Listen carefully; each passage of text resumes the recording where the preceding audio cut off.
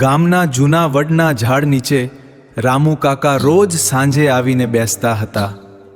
હાથમાં એક જૂની ડાયરી અને પીળી પડી ગયેલી ચિઠ્ઠીઓ હોઈતી. પણ સાચું તો એ હતું કે તેઓ પોતાની રાધા સાથે વાત કરવા આવતા હતા. રાધા તેમની પત્ની, જે હવે આ દુનિયામાં નહોતી. કાકા રોજ રોજ એક નવી ચિઠ્ઠી લખતા. રાધા, આજે તારી પસંદની ચા બનાવી, પણ સ્વાદ એવો ન આવ્યો. પછી પોતે જ વાંચતા અને હળવું સ્મિત કરીને આંખો ભીની થઈ જતી.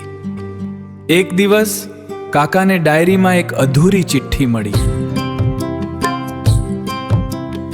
એક દિવસ કાકાને ડાયરીમાં એક અધૂરી ચિઠ્ઠી મળી.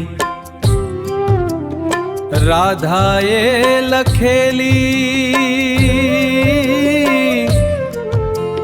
અધૂરી પણ લાગણીથી ભરેલી યાદોનો દરિયો.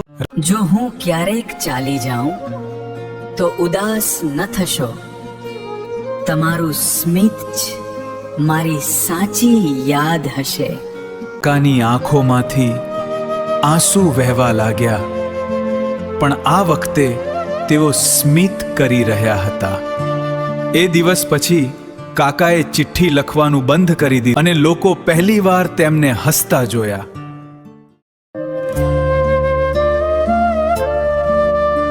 કારણ કે હવે તેઓ ઇંતજાર નહોતા કરતા,